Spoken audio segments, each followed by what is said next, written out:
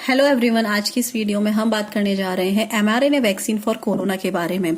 Corona की इस vaccine का इंतजार हर कोई कर रहा था, सिर्फ भारत ही नहीं और भी जो देश कोरोना से अफेक्टेड हैं, everyone was waiting for this vaccine. इसी सीरीज में फाइजर, मॉडर्ना और बायोएनटेक इन तीन कंपनीज ने कोलैबोरेटेड होकर सबसे फर्स्ट वैक्सीन जो है वो लॉन्च की है, that is mRNA based vaccine. और इस वैक्सीन का जो डिस्ट्रीब्यूशन है वो स्टार्ट हो चुका है and the very interesting and very hopeful thing कि पीपल आर गेटिंग वैक्सीनेटेड, लोगों को वैक्सीन लग रही हैं और हमें उम्मीद है कि वैक्सीन जो है ये सक्सेस रेट लेके आएगी। इसके बावजूद कि इसको बहुत ही कम समय में बनाया गया है और हमारे सामने ये पेंडेमिक था, तो हमें इस पेंडेमिक से निकलने के लिए हमें जरूरत थी कि हम इस वैक्सीन को कम से कम समय में बनाएं। That was actually the challenge for the research team and the researchers have proved themselves by modifying the traditional technique of vaccine preparation. They have utilized another method for preparing vaccine. So इस video में हम यही बात करेंगे कि इन तीन companies ने कौन सी मेथड का इस्तेमाल करके, which is very new and innovative method in terms of preparing vaccine।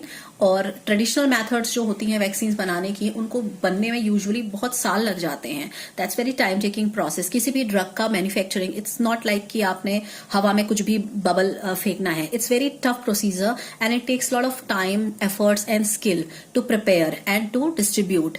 The second challenge for the research team was कि इसको बहुत ज्यादा डोजेज में बनाना था। This vaccine was required by all over the world, तो इसकी हमें मिलियंस और बिलियंस ऑफ डोजेस की रिक्वायरमेंट थी। तो क्या किया है इन तीन कंपनीज ने, कैसे इन्होंने इस कोरोना की वैक्सीन को प्रिपेयर किया इतने कम टाइम में और हमें इस कोरोना वायरस से लड़ने के लिए एक होप दी है।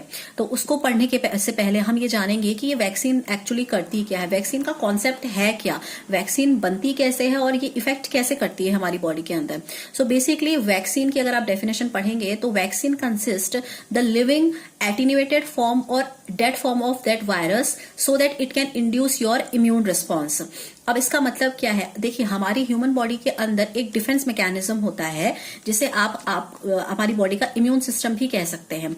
ये इम्यून सिस्टम ये तब एक्टिवेट होता है जब हमारी बॉडी के अंदर कोई एंटीजन एंटर करता है। एंटीजन किसे कहा जाता है, कोई भी फॉरेन पार्टिकल जिसको आपकी body as a foreign particle, कोई बाहर से कोई आया हुआ रिकॉग्नाइज करती है, तो उसको आप फॉरेन पार्टिकल को एंटीजन कहते हैं। और इस एंटीजन के एंट्री होने पर आपका इम्यून सिस्टम उसको रिकॉग्नाइज करता है और स्टिमुलेट हो जाता है। जैसे आपका इम्यून सिस्टम स्टिमुलेट होता है, वो इम्यून सिस्टम बहुत सारे वॉरियर्स को कंटेन करता है, वो बहुत सारी सेल से मिलकर बना होता है। जैसे कि वो आपका एंटीबॉडीज से मिलकर बना होता है, उसके अंदर एंटीबॉडीज होती है, उसके अंदर लिम्फोसाइट्स होते हैं। तो जैसे इम्यून सिस्टम स्टिमुलेट होता है तो वो अपने सोल्जर्स को, अपने वॉरियर्स को लड़ने के लिए रिलीज कर देता है। तो antibodies basically they are protein in nature and they are very important in terms of playing defence mechanism in our body. जैसी एंटीबॉडीज आपकी बॉडी में सरफेस पर रिलीज होते हैं तो ये इस एंटीजन के साथ इंटरेक्ट करके इसके साथ फाइट करते हैं और हमारी बॉडी को डिफेंस करते हैं। इस तरीके से आपकी बॉडी जो है वो किसी भी वायरल इन्फेक्शन से या बैक्टीरियल इन्फेक्शन से बचती है। एक्चुअली में जब ये वैक्सीन का ये dead form, so basically vaccine कैसे एक्ट करती हैं ये हम आज इस वीडियो में समझेंगे।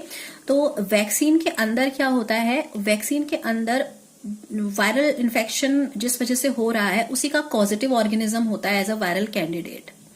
तो जब आप वैक्सीन को इंजेक्ट कराते हैं तो वैक्सीन इंजेक्शन के बाद वैक्सीन के अंदर जो वायरल कॉम्पोनेंट है वो आपकी होस्ट सेल के सरफेस पर अडेयर होता है और होस्ट सेल के अंदर इसकी जो टेल होती है, इसमें कुछ एंजाइम्स होते हैं जो इस होस्ट सेल को पेनिट्रेट करते हैं और इसके थ्रू ये आपका होल करके इसके अंदर आ जाते हैं, होस्ट सेल के अंदर आ जाते हैं।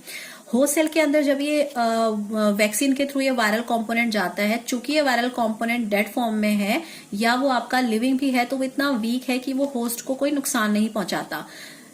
तो जैसे ही ये एंट्री लेता है होस्ट सेल के अंदर, तो होस्ट सेल के अंदर प्रेजेंट आपका जो इम्यून सिस्टम है, वो इम्यून सिस्टम के अंदर जो आपका सेल्स होती हैं, इम्यून सिस्टम की जो सेल्स होती हैं, वो इसको as a foreign particle recognise करना शुरू कर देती हैं। उन्हीं फॉरेन पार्टिकल्स को आप एंटीजेंस कहते हैं। तो जैसे ही आपका immune system in foreign particles को, चूंकि बाहर से कोई भी चीज आएगी हमारी बॉडी के अंदर तो यूजुअली ये वायरल कंपोनेंट जो आया है इस वैक्सीन के अंदर, ये हमारी बॉडी इसको एज अ एंटीजन रिकॉग्नाइज करती है। जैसे ही हमारा इम्यून सिस्टम किसी भी सब्सटेंस को एज एंटीजन रिकॉग्नाइज करता है तो वो अपने इम्यून सिस्टम को स्टिमुलेट कर देता है, उसे जगाता है कि जागो भाई, कोई फॉरेन चीज आपके अंदर आई है, हो सकता है वो हार्म पहुंचाए आपको। तो आपका इम्यून सिस्टम एक्टिवेट होता है। इम्यून सिस्टम एक्टिवेट होने के बाद इम्यून सिस्टम क्या करता है, अपने सोल्जर्स को, दैट इज अपने वॉरियर्स को रिलीज करता है, और वो वॉरियर्स का नाम है एंटीबॉडीज। एंटीबॉडीज आपकी बॉडी के अंदर पाए जाने वाले वो सेल्स हैं जो प्रोटीन इन नेचर होते हैं, और इनका काम होता है इस एंटीजन के साथ फाइट करना, इस फॉरेन सब्सटेंस के साथ फाइट करना। इसको आप समझ सकते हैं, एंटीजन को आप टेररिस्ट समझ सकते हैं, और आप एंटीबॉडीज को आप सोल्जर्स समझ सकते हैं, सिपाही समझ सकते हैं। तो जब किसी सिपाही को कोई भी सब्सटेंस या कोई भी ऐसी थिंग जो उसको एज अ टेररिस्ट रिकॉग्नाइज होगी, तो हमारे सिपाही क्या करेंगे, वो उसके साथ फाइट करेंगे और उसको मार के आपकी कंट्री को बचाएंगे। तो ऐसा ही आप कंट्री समझ लीजिए, हमारी बॉडी है यहाँ पे। तो ये एंटीबॉडीज क्या करेंगे, इस एंटीजन के साथ फाइट करेंगे और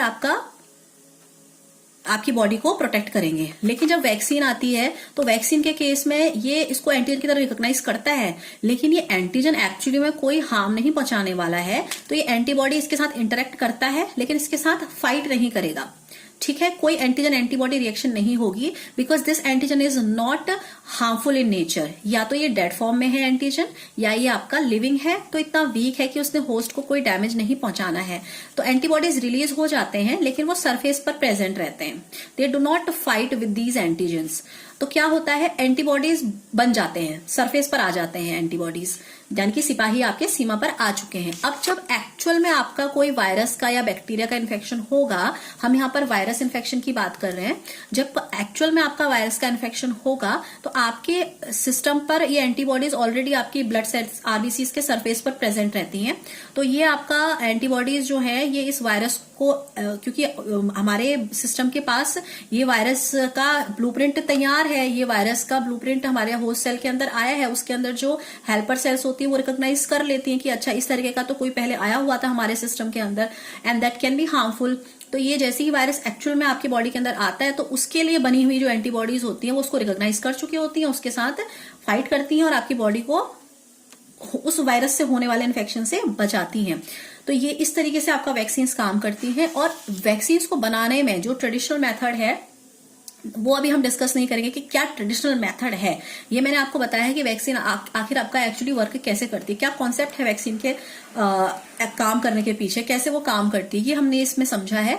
उसका ट्रेडिशनल मेथड जो भी है वो बहुत ज्यादा टाइम टेकिंग है, वैक्सीन को बनाने में बहुत साल लग जाते हैं। लेकिन इस केस में जब हम कोरोना की बात करते हैं तो कोरोना की ये वैक्सीन जो है वो लेस देन 10 मंथ्स में तैयार हुई है हमारे सामने। ठीक है ना, तो दैट इज ये बात तो समझ में आती है कि इन्होंने कोई कन्वेंशनल मेथड का इस्तेमाल नहीं किया है, इन्होंने कोई मॉडर्न टेक्नोलॉजी यूज की है, जिसकी वजह से इन्होंने इतने कम समय में इस वैक्सीन को हमारे लिए प्रिपेयर किया है। तो क्या तरीका इन्होंने इस्तेमाल किया, इन्होंने यहाँ पर वायरल कैंडिडेट के रूप में यूज किया है मैसेंजर आरएनए को। आपको पता है आरएनए का इस्तेमाल किया जाता है। आरएनए का काम होता क्या है, आरएनए का काम होता है प्रोटीन की सिंथेसिस करना। The main function of mRNA is RNA is protein synthesis. MRNA क्या करता है, एमआरएनए का नाम होता है मैसेंजर आरएनए। मैसेंजर आरएनए के पास होता है कोड उस प्रोटीन को बनाने का। तो ये मैसेंजर आरएनए का इन्होंने इस्तेमाल किया है। इस मैसेंजर आरएनए के पास क्या है, ये जो कोरोना वायरस है इसके स्ट्रक्चर में आप देखेंगे इसके सरफेस पर ये स्पाइक प्रोटीन्स हैं।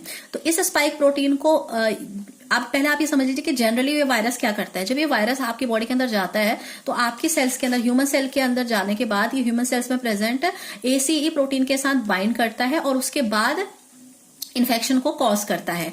तो इस कोरोना वायरस की जो ये स्पाइक प्रोटीन्स हैं, इन स्पाइक प्रोटीन्स को बनाने का जो कोड है वो मैसेंजर आरएनए के पास है।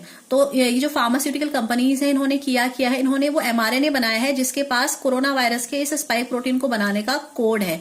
तो they have synthesised that mRNA. MRNA को बनाना, अगर आपको एमआरएनए का कोई टुकड़ा तैयार करना है तो the making of mRNA takes less than a day. उसको बनाना आसान है, कम समय में एमआरएनए का पीस तैयार हो जाता है।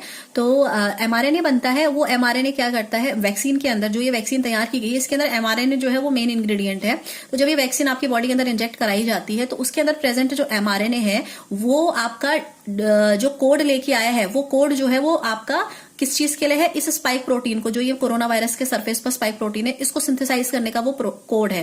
तो जैसे ही वो ह्यूमन बॉडी के अंदर जाएगा, एसी प्रोटीन से बाइंड करेगा और उसके बाद वो स्पाइक प्रोटीन बनाना स्टार्ट करेगा। स्पाइक प्रोटीन बनते ही आपकी बॉडी को क्या रिकॉग्नाइज होगा कि अच्छा कोई फॉरेन पार्टिकल आ गया है, अब मेरे इम्यून सिस्टम को एक्टिवेट हो जाना चाहिए। तो आपका इम्यून सिस्टम इस स्पाइक प्रोटीन को एज अ वायरल कैंडिडेट और as a foreign substance recognise करेगा और इम्यून सिस्टम अपने यहां पर 2 सेल्स को आपका एज अ वॉरियर रिलीज करेगा, antibodies as well as T cells. ये भी हेल्पर सेल्स कहलाती हैं। ये हमारे इम्यून सिस्टम की बहुत इंपॉर्टेंट सेल्स हैं जिनका काम हमारे बॉडी में डिफेंस करने का होता है, हमारी बॉडी को माइक्रो ऑर्गेनिजम्स के इन्फेक्शन से बचाने का होता है। तो ये दोनों की दोनों सरफेस पर रिलीज हो जाती हैं और जब एक्चुअल में आपको कोरोना का वायरस इन्फेक्ट करता है तो ऑलरेडी प्रेजेंट जो ये टी सेल्स हैं ये इसे रिकॉग्नाइज करती हैं और एंटीबॉडीज जो है उसके साथ फाइट करती हैं। इस तरीके से आपका ये वैक्सीन काम करती है। और इस वैक्सीन के साथ जो सबसे इंपॉर्टेंट चीज है वो ये है कि ये वैक्सीन का स्टोरेज हमें बहुत जानना बहुत जरूरी है। ये वैक्सीन के अंदर जो मेन इंग्रेडिएंट है वो है इसका मैसेंजर आरएनए। आरएनए ज्यादा टेम्परेचर पर आपका इसका जो स्ट्रक्चर है उस स्ट्रक्चर में फॉल अपार्टिंग शुरू हो जाती है, स्ट्रक्चर धीरे धीरे डिग्रेड होने लगता है। तो इसका स्टोरेज बहुत इंपॉर्टेंट है। इसको -70 डिग्री सेल्सियस टेम्परेचर पर स्टोर किया जाता है। तो जब ये वैक्सीन तैयार की गई है तो इसके जो स्टोरेज कंटेनर हैं उनमें आपका मेक श्योर किया जाता है कि ये वैक्सीन को आप -70 डिग्री सेल्सियस से के आसपास के टेम्परेचर पर आप इसको स्टोर करें। अदरवाइज वैक्सीन का जो मेन इंग्रेडिएंट है वो क्या हो जाएगा, वो उसका स्ट्रक्चर जो है वो डिग्रेड कर सकता है। और साथ ही साथ अभी चूंकि इसका एक्चुअल वैक्सीनेशन स्टार्ट हो चुका है, people are getting vaccinated with this newly launched mRNA vaccine made by Pfizer, Biotech and Moderna 3 companies. तो ये वैक्सीन का ये इफेक्ट देखा जा रहा है कि कुछ केसेस में कुछ पेशेंट्स को इसके इम्यूनोजेनिसिटी देखने को मिल रही है, लोगों में इम्यूनोजेनिक रिएक्शंस आ रही हैं। कुछ केसेस में लोगों को न्यूरोमस्कुलर रिएक्शंस हो रही हैं, उनको हिलने डुलने में दिक्कत हो रही है, उनको सीजर्स लाइक मूवमेंट देखने को मिल रहे हैं। सो ये कुछ कंसर्न्स हैं जो इस वैक्सीन के साथ एसोसिएटेड हैं। एक कंसर्न तो इसके स्टोरेज को लेकर है। Companies any how they will manage the storage conditions, but the thing is कि इस वैक्सीन को क्योंकि एक नई टेक्नोलॉजी का इस्तेमाल करके इसको बनाया गया है, बहुत कम समय में इसको बनाया गया है, तो मेरे ख्याल से इसके साथ ये चीजें एसोसिएटेड होनी एक्सपेक्टेड थी।